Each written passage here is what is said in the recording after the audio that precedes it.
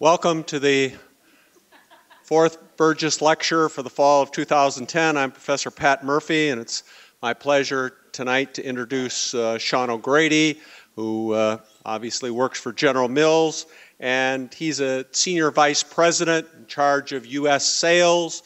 One of the things we learned from Shawn this afternoon is he's had an interesting career path that he went from marketing to sales rather than vice versa. But he's held a number of positions in General Mills. He's named to his current position as Senior Vice President and President of U.S. Sales in May of 2010. He joined General Mills in 1990 and worked in the snacks, meals, and Big G divisions. And he also told us that he was involved with the Wheaties project for the 1996 Olympics. I won't ask those undergrads how old you were then, but Shawn told us that he suggested instead of having one Wheaties box for the Olympics that they should have several, and his chief executive officer told him that was a bad idea, but you can see he made it despite speaking up at that point in time. In 2004, then he left marketing and joined the consumer food sales and escalated to his present role as president with responsibility for all grocery customers, including Walmart, Kroger, and all those places that you buy General Mills products. He graduated with honors as a chemical engineering undergrad from this great institution, so welcome back, Shawn. He also holds a master's degree from the Harvard Business School. So please join me in giving a warm welcome to Shawn O'Grady.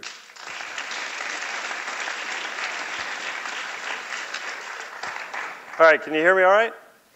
All right, thank you, Pat. And to be clear, what the CEO said to me is, I think that is the worst idea I have heard in over a decade. So that's kind of an ominous start to your career when your CEO tells you to go the other direction. Let me just tell you, I'm excited to be here. This is, for someone who went to school here, it's pretty cool to be back on campus. I will tell you, when I was here, none of these buildings existed, so clearly the endowment is doing quite well. Any of you in the back who want to sit in the church pews, there's still a couple seats up here front. You're welcome to come down anytime you want. I have to tell you, I'm excited to talk on this topic of ethics and integrity. It is not a topic I normally speak on. I'm normally speaking to our sales force really about where we are and where we're headed, how we're trying to drive the business and grow with customers. And so when I got the call, I said, that'd be interesting, but I don't really speak on that subject. My CEO, different CEO this time, said, but wouldn't it be great if you did? So I decided, I'd take Pat up on his offer and come join you guys. I will tell you, I get to work for a great company in a great industry. I'm in the food industry, and as someone who started in engineering, I can tell you engineering is fascinating, but food is fun. If I asked any of you out there if you had opinions about food, every one of you would have an opinion about food. Some of you would be more opinionated about your food than others. But food is a really fun place. It's a fun area to work in, and it's a fun area to be able to talk about. So we're going to talk about ethics and marketing inside of the food space. Now, I'm not sure how many of you are here voluntarily. And I'm not sure how many of you are here because it's extra credit and how many of you are here because it's a requirement. But last night I was at dinner. You'll find I have two kids. I have a son who's 13 and a daughter who's 10. And last night my son who's 13 told me a joke. Now you have to know, the best jokes in the world come from 8th grade, right? Because they're amazingly simple and yet they're funny. And so and the good news is he said, Dad, you can use this tomorrow. Don't blow it, okay? As only 8th graders can, right? The benefit is he's got someone standing behind him, which is his 10-year-old sister saying, yeah, Dad, don't blow it. So here's the joke. The joke is there's 3 guys on a deserted island. They've been on there for a long time, and they just want to get off the island. They're near death, right? And a genie bottle pops up on shore, and of course they rub the bottle, and a genie pops out. So the genie says, I will grant each one of you a wish. So the first guy says, for God's sake, get me off this island. And poof, he's gone. The second guy, who's also near death, says, could you please get me off this island? And poof, he's gone. So the third guy thinks about it. And he goes up to the genie and he says, Genie, I don't know, I'm feeling kind of lonely. Is there any chance you could bring my friends back? So you may be feeling like the friends right about now, and that you didn't elect to be here, but one of your friends asked you to come back. I'm going to do my best to try and make it as much fun for the next half hour as I can, so that when it's done, you can say, you know what, it was worth a half hour, all right? The bonus is, who here wants to be a marketer? Any of you here want to be marketers? I'm going to let you play marketer at the end, okay? I'm going to give you something that is kind of coming to market right now. I'll let you guys choose whether or not we go forward with it or whether or not we should kill it, okay? All right, so let's get in. If we're going to have fun, we've got to get to know each other, right? All right, so I'm going to tell you first a little bit about me, and then I'm going to find out a little bit about you guys. As Pat already said, I went to Notre Dame. I'm from Columbus, Ohio. I grew up there. 5 O'Grady's from my family had applied to Notre Dame. None had ever gotten in until I got in. And so it went over really well when I told my dad I was going to Miami of Ohio. I did come here. I went into chemical engineering. I thought I was going to be a great engineer. And I did engineering for a couple years coming out of school, and then decided that was not my cup of tea, and decided to go off to business school. I went to Harvard. I was fortunate to get in there. Really enjoyed my experience there. Came out of there and was going to go into industrial marketing, but I got to talk to, I think, the second-year MBA class here earlier today. I met the dad of a buddy of mine who introduced me to a guy from General Mills who I went to dinner with, and he gave me a job offer, and I thought, anybody crazy enough to let an engineer do marketing, I got to take him up on that. And so I thought I'd be at General Mills for a couple of years. Turns out I've been there for 22 years. They let me manage some great brands. I've managed the Pillsbury brand, the Betty Crocker brand. I've managed Wheaties. Wheaties was probably the most fun of those for me. I'm a sports guy, so that was a lot of fun. And then 6 years ago, I got a very strange request, which is, why don't you come from marketing, why don't you move over to sales? And I was telling the MBA class earlier today, every time that an opportunity has been really put in front of me that I thought was pretty much the right thing to do, the right move to make, fit with where I was going in my career, I've turned it down. Every time an opportunity has been given to me that did not fit, or I was told not to do it, or told it was a really bad idea, or was a potential career killer, I've taken it. It's just been more fun, okay? Now, I did tell the folks in the MBA class I have killed my career a couple times, but you can revive yourself, believe me. So I would tell you, just as a piece of advice, whenever you get a chance in your career to take the other path, I'd recommend you do it. And so I've run our sales force. I came into sales. I ran part of our sales force for a while, and about a year and a half, I was asked to take over our U.S. sales organization, which calls on 150 different customers. We have 2,000 people across the U.S. As part of our organization. I consider myself extremely fortunate. They're a very, very, very powerful and engaged and strong team. And so it has been, I have to tell you, just a ball to be at the helm of that. So that's me. And that's maybe not that exciting. This is probably the best part of me, which is I already told you about my son and my daughter. What I will tell you about my wife, Becky, is she is a marketing president. She's the president of our Yoplait division. We have 7 divisions at General Mills. And she's the president of the Yoplait division. That's notable because there's only 7 presidents, but it's more notable for me because if sales execution is poor in the yogurt category, I get to hear about it at home and at work. So we focus on yogurt a lot. Now the question is, who are you? Right? You're going to have to vote. This is not like the U.S. government. You can't abstain here, all right? You got to vote. All right, so these are all brands you guys should know, and most of you have eaten, right? So we have Cheerios, a whole family of Cheerios products. Then we've got kind of Fiber One, Cascadian Farms, which is our organic cereal, and Total. And then we have some familiar other brands down here at the front. So I want you to tell me which group of these groups that you identify with, okay? So we're going to do the upper left hand first, the Cheerios group. Raise your hand if you identify yourself with this group. Okay, that's a pretty good group. Okay? What about kind of Fiber One, organic granola, Total? Okay, got it. What about this group here in the front? How many? I think I know my audience now. Okay. We like to call you guys up here good, clean, fun. Okay? Do fun the right way. Okay? This group over here, you guys are responsible fun. Let's not get out of hand. We're going to have fun, but it's going to be the fiber way. Okay? What about this group? Who are these cereals targeted to? Apparently it's you guys. Most of you raised your hands. You guys, this is fun but trouble. Okay? And I'm hoping you'll make it through the talk. You might not. Most of you probably have very short attention spans.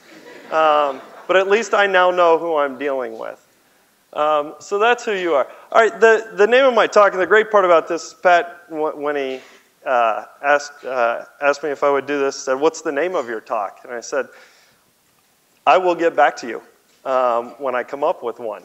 And the name of the talk had to come about 2 months before I actually wrote the talk. But I have to tell you, I think this represents very much what I want to talk to you about tonight. And I'm going to give you 3 things. We're going to try and cover 3 things. The first is, I just want to give you a mental model of how to think about ethics inside of a corporation. And I'm going to give that to you. It's very practical. You'll find out I'm kind of a practical person. It's a very practical perspective based on what I've experienced at General Mills. I haven't hopped around a lot of companies, so I'm sure a lot of them handle it in different ways. I'm going to give you a General Mills, or my interpretation of what it's like at General Mills. So I'll give you a mental model. Then I'm going to go, just for a short period of time, kind of deep into General Mills and what that model looks like at General Mills, practically. And then, and for those of you who like the cereals at the bottom, here's the cliff notes of the pitch, okay? So it is ethics inside corporations has 2 aspects to it. The first is how you act, and the second is how you react. It used to be, I would say, probably 90-10, how you acted, and a very light part of it was how you react. Now it has moved dramatically to how you react in the marketplace. The marketplace is moving faster, and there are more constituencies, and so it is even probably more so about how you react. So I'm going to take you through a quick loop of hot topics, things that get thrown at us every day in different areas, and give you a General Mills example. Try and make it as practical as I can, and then we're going to have a chance. You guys will have a chance to play marketer on one of the hot areas, okay? Is that fair enough? Can you guys stay with me? All right. Lucky Charms people, can you stay with me? Yes? Okay. All right. Here we go. Here's the mental model. And it was good to get to talk to Pat's class. You need to start in a corporation with values, mission and values. Okay? If you don't have a clearly articulated mission and clear values that surround it, it's hard to know whether or not you're operating as an ethical company, right? In our case, this is our mission is nourishing lives. I'll spell that out a little bit more for you in a minute. And our core value is do the right thing all the time. And I'll go into that a little bit. If you have a clearly articulated mission and values, then there is a chance that you can build a culture of ethics. So if you got to have the seed to build it, but if you have that seed, you can build a culture of ethics. And for us, that's having a clear set of company ethics practices and our corporate social responsibility platform, which is how we communicate out about the things that we do. If you have that, then you can get to marketing ethics, meaning what you do and what you say. And of course, what you do is far more important than what you say, although now what you say is becoming much, much, much more important than it has been in the past. Okay, so that's a simple mental model. All right, so what does it look like? Let me say it in reverse then, okay? So there's no chance for marketing ethics. You're not going to be saying and doing the right things consistently without company ethics. Without company ethics, there are no company ethics without a culture of ethics, and there's no culture of ethics unless you have a clearly articulated mission and values. So that's the mental model. I'm not going to show you any other model for how this comes to life at General Mills. Let me just give you 2 seconds on General Mills so you get an articulation of what kind of honeycomb we live in Minneapolis. About 35,000 people, almost now actually approaching $16 billion in sales. We're based in Minneapolis, have a really strong history or legacy. It's a legacy company. It started with Washburn and Crosby milling flour on the Mississippi and servicing all the small towns along the Mississippi. And we have great brands. And so I wanted to show you some of the brands. My guess is you've all interacted with several of the brands that General Mills has.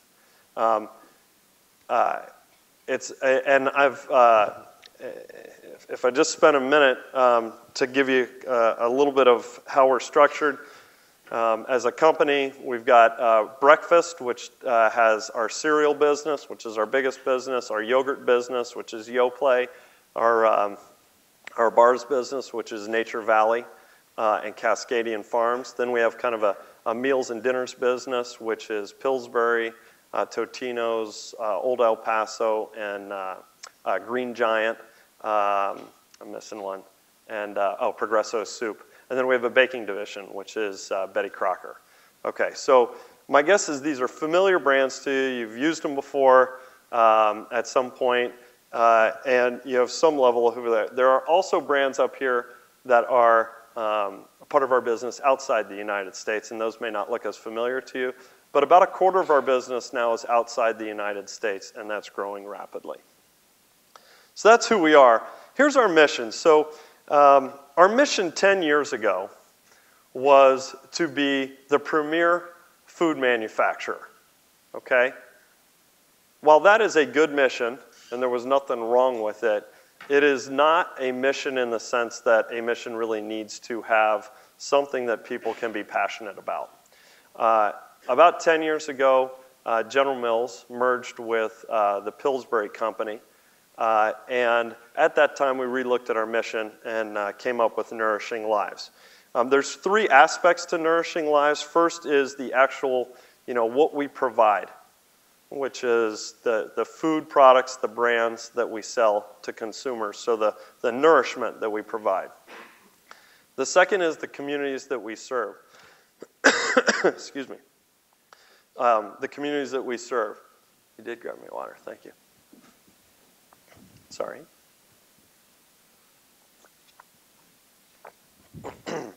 The second is the communities that we serve. And you can imagine we serve most of our communities through food. So whether it's food banks or food shelves in the United States, or providing food to countries that are malnourished, or, and this is what we're spending most of our time on now, is teaching people how to irrigate, how to plant, and how to sow their own food, especially in countries like Africa. And then the planet we share. So one of the great things that came to our company when we acquired our business called Small Planet Foods, which is an organic business, was a sustainability mindset that we've been able to transfer across our entire company. So that's our mission. These are our 4 core values. So they're around our people, our brands, the innovation, and our performance. But the most important one, and this was written and pulled together by our CEO's executive team that I am part of. But the last one, Ken Powell, our CEO, wrote himself. And that is, we do the right thing all the time. And I've heard Ken kind of go across the country and talk about our mission and our values. And when he gets to this one, I can tell you there was a great struggle. We talked a lot about integrity and ethics, being ethical, being high values. But he wanted this one to be in everyday vernacular. The way it was originally written was, we do the right thing. And General Mills, I will tell you, has a long history, and I'll show you some examples of exactly that, doing the right thing. It actually came 2 weeks later, after we had printed everything, that Ken said, you know what, it doesn't feel like we've got it. It feels like that we have to say that we do the right thing all the time, that you can't take a day off, you can't take an hour off, you can't take a minute off of doing the right thing, because in a very short period of time, you can destroy a brand, you can destroy you can put lives at risk with food, or you can destroy a career. And so this has become kind of the bedrock for our company. And so that's our vision, our mission, and our values. And I will tell you, it has created, you need to have those to be able to create a culture. I'll tell you, I'm sure a lot of companies have great cultures. I feel very good about the culture that I get to work in every day at General Mills. We are recognized as employer of choice. We've been recognized by Fortune and Forbes and Working Mother, Diversity Magazine. And we have very high climate scores. So we do a climate survey every year.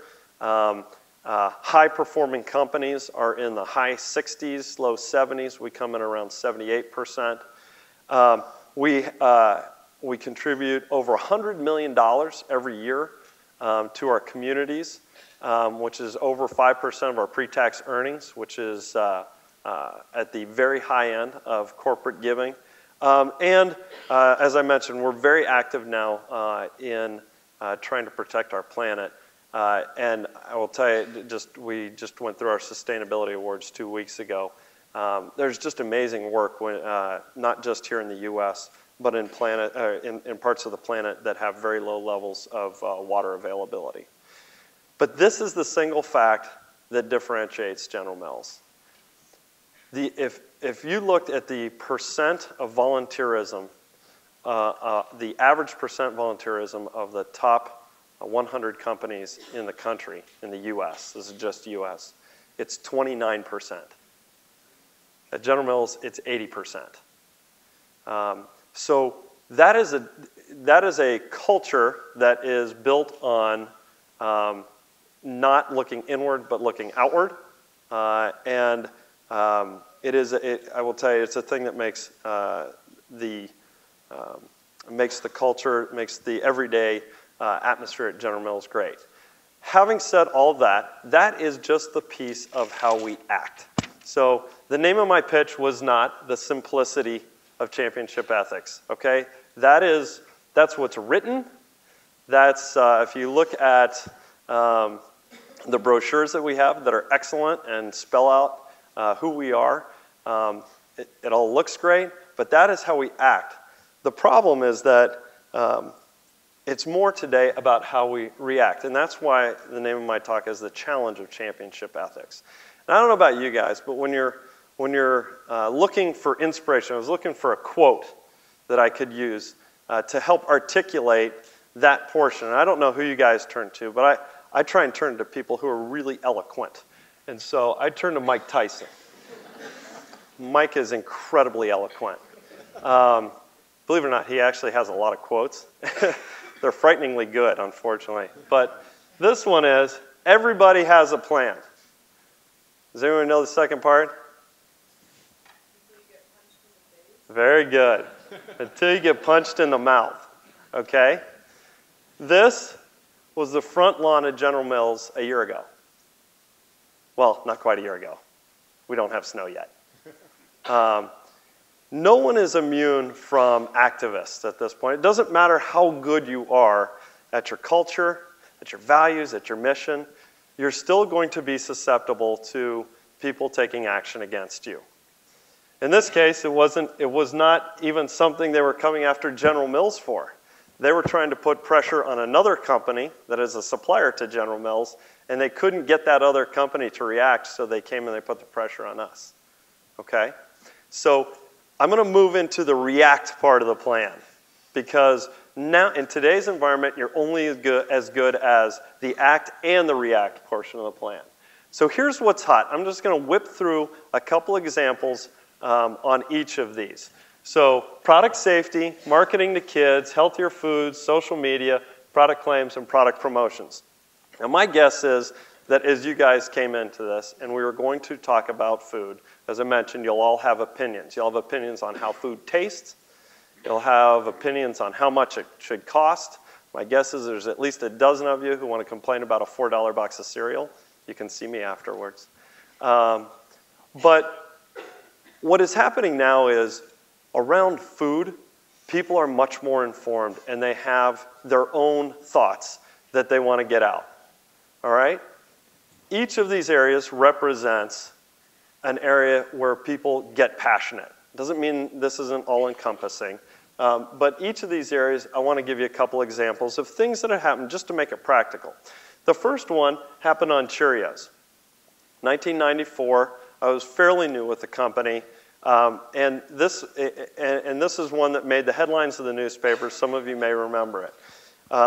It happened that a supplier of oats to General Mills decided to spray the oats that they shipped us with a fungicide that was not FDA approved. They did it because the cost was lower, and they did not inform us. But we found out that they had done it. And the interesting thing about this fungicide is that it was approved for corn, it was approved for wheat. The paperwork had not gone through for oats. It was approved for oats in Canada and in Europe, but it had not been finalized as approved in the US. I learned this lesson early, that was a very short conversation, meaning the government was not aware, but we were aware, and so we instantly informed the government. Now, this small issue forced a recall, type 1 recall, which means every Cheerios product on the shelf had to be pulled back and destroyed. Total cost, $165 million. By one person at one supplier taking one shortcut. Okay? That's why it has to be all the time. You can't take a minute off. More recently, on our Totino's pizza, we had an E. coli issue. Now, the interesting thing about this one was that in Tennessee, it started in Tennessee, 21 people complained of sickness that was traced to E. coli. What they do in this case is they go and they have people diary all the food in their house and what they've eaten for the last week. The FDA was notified by the state of Tennessee, and they came to us and said, Totino's is the cause of the E. coli outbreak. You need to recall everything. I said, great, not great. Give us all your information. Of the 21 people, only 9 of them had Totino's pizza. And yet, it was pointed at Totino's pizza. We tested all the product that we had. No E. coli. We tested all our plants. No E. coli. We still recalled every Totino's pizza. Cost this one was $40 million. Okay? So the cost of ethics, it's not free, all right? And sometimes there is no proof. You still have to make the right decision, even if there's a body of work against it. Marketing to kids. This is probably one of the hottest topics right now. As I mentioned, I have 2 kids myself, so and I'm kind of a food fanatic. So I watch what they eat. I watch what they watch on TV. There are 2 pieces to this issue. There's the food that is provided to kids, and there is the advertising to children. Both are hot topics right now due to the obesity level in the United States, especially with children. What I will tell you is,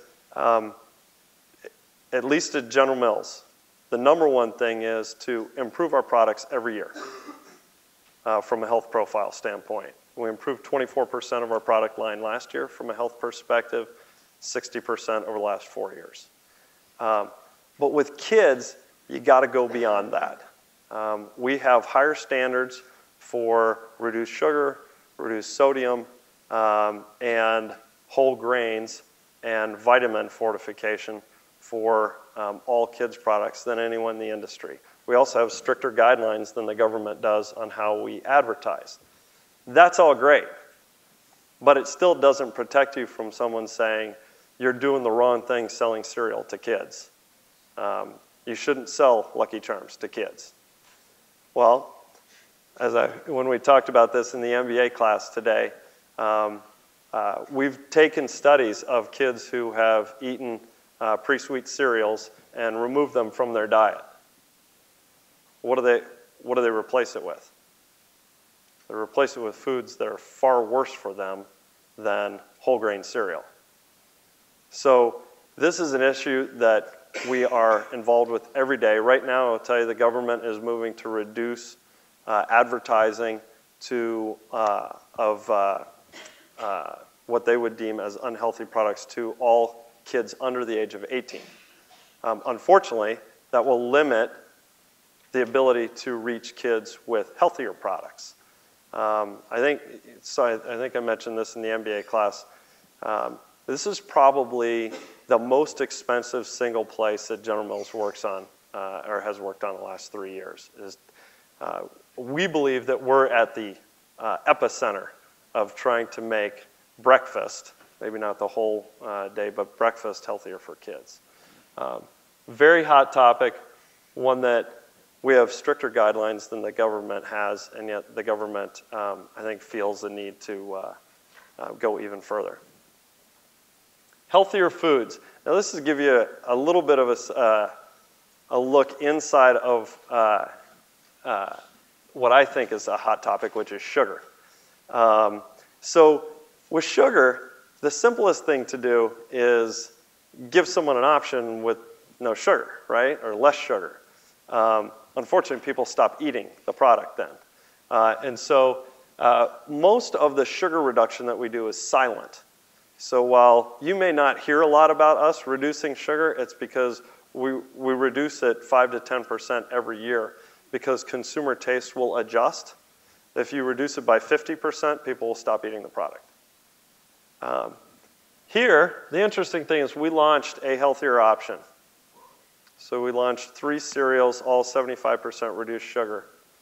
They lasted 3 months. So again, interesting because you want to provide options, but we couldn't keep them on the shelf. Retailers discontinued them because they didn't sell. So instead, where our energy goes to, frankly, is to make the overall offering better.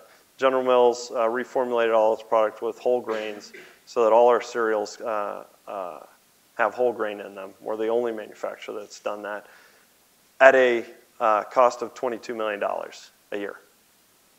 And so there's a cost to it, but in the end, you have to believe that it's better and better for consumers. Social media is probably the hottest area right now. I will tell you, I think we're good at this, but we're not great at it. We're still learning. We learned a lot. Frankly, we purchased the Larabar business. I don't know if any of you guys are Larabar fans. but we learned a lot from them on how to do the endorsement marketing through social media right. Probably the clearest example of how not to do it was the CEO of Whole Foods, who basically was lambasting a competitor without identifying himself. What we have found in social media is the most important thing is transparency. We have a set of guidelines. And if anyone from General Mills gets online and does any social media, they have to identify themselves in the first sentence. And that has changed how we market. And frankly, online, it has put us in pretty good stead. Product claims. This is my favorite one. I did talk about this one in the MBA class before. General Mills, or Cheerios cereal has been marketed as a way to help lower your cholesterol for 2 decades. We have a huge body of work around it. But we're doing clinicals all the time to see if there are ways to make it more efficacious, better for consumers. And we did a clinical that drove this claim, which is Cheerios lowers cholesterol 10% in 1 month. And the actual claim is 2 servings a day as part of a healthy diet can reduce your cholesterol by 10% in 1 month. We did the body of work. We worked on the claim with the FDA. We got approval. We set up merchandising. We made over 1 million cases of product. We went to ship and received a letter from the FDA that we were against the law and that Cheerios was now being classified as a drug. So, again, great expense, already out there. Had to retract the entire promotion. Now, it wasn't so much Cheerios they were worried about, but they were worried about claims on food getting out of control. But very, ethically, what is the right thing to do here, right? We felt like we did the right thing. It's how you react. And it's I would say the body of work that we had was it was incredible, and the FDA never refuted the actual claim. They felt like the science behind it was robust. All right, finally, and this is a little less around the ethics issue, but it's one of my favorite stories, so I thought like I had to tell it. In 1995, Total ran a promotion around New Year's. And you could call, there was a television advertisement, and it said, start your year off right with a box of Total. You had Total or Total Raisin Bran, as it was to kickstart your year and help you get off to a good start. You had to dial 1-800 full box, and we would ship you a box of cereal. The truth is we shipped you a coupon for a free box of cereal, and you would go to the store and redeem it. That's the good news. The bad news is that most people did not remember 1-800 full box. They remembered 1-800 free box, right? Unfortunately, that was a porn line, okay? Okay? So, again, maybe not a tough ethical call, but again, we had to retract that promotion. We actually also had to buy that phone number for an inordinate amount of money. But okay, so I've kind of whipped you through the loop. Now, this is where I'm going to give you a chance to play marketer. Okay, we have a new product out. Fiber One 90-calorie brownies. Has anybody had these? Yeah? Any good? Yeah, it's a good product. It's like crazy. It's doing great, okay? Now, we have a new marketing campaign for this. And I'm going to show it to you. It was generated and put online. This is not television. It was put online. And some of you may have already seen it. I'm going to let you guys vote on whether or not you believe it is ethically over the line or not, okay? You're going to get to be brand manager here. You guys, it's 2.5 minutes. You guys got 2.5 minutes? Yeah? All right. We'll try and run it here. All right, half of you don't know who Cheech and Chong are. Right, you guys are too young. It's with two actors, Cheech and Chong, who were very popular back in the day, and it's called the Magic Brownie Campaign. All right, here he goes. Let's play California CHNG. Stay close. Driver, I need you to cut that engine and place those hands outside the window. Now. Hey man, is there a problem? Yeah, man, are we on America's favorite Getting Hassled by the Man show? I actually don't know the name of the show. What is the name of this show anyways? Is that a name? They're back and off to the craziest desert festival in the world. Let me pull, here we go. Cheech.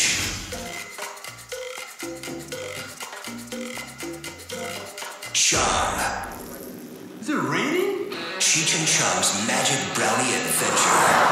Join them in their quest to deliver thousands of magic brownies to Flaming Pole. Flaming poles, wow, man. Burning coal? Flaming coal. Flaming coal.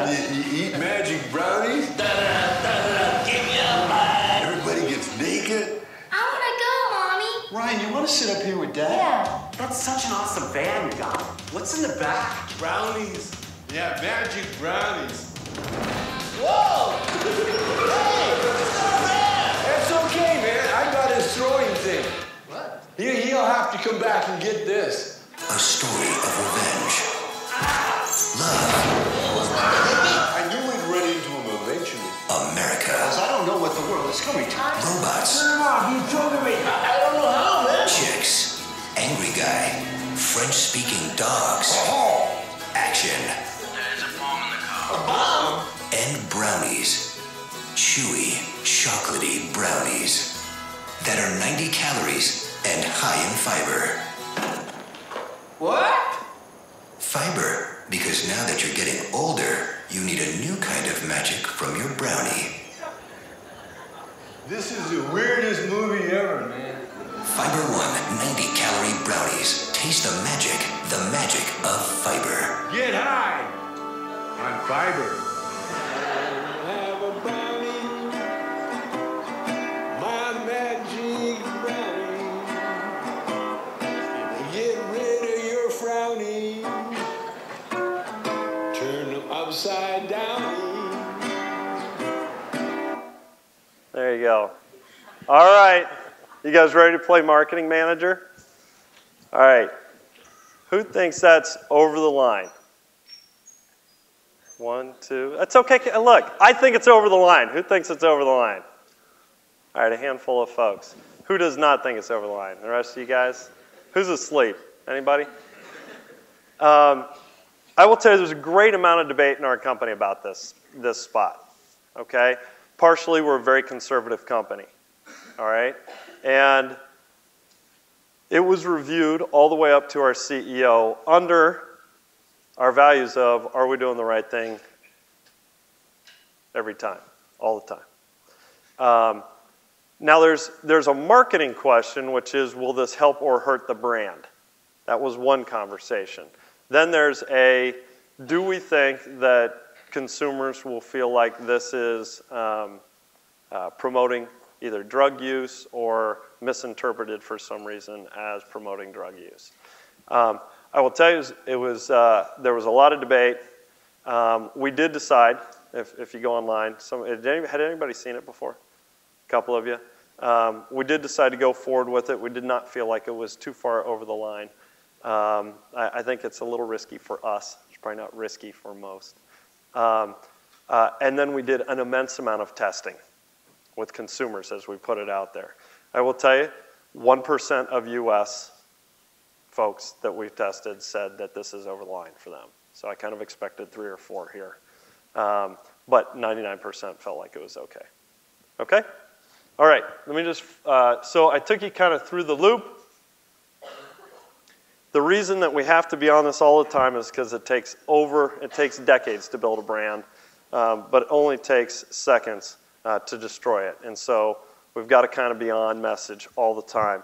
I did want to spend, this is mostly marketing ethics. I did want to just give you one slide on, as the head of a sales organization, to be honest with you, we have a little bit different issues. We have some of the same ones there, but I'll tell you what keeps me up at night.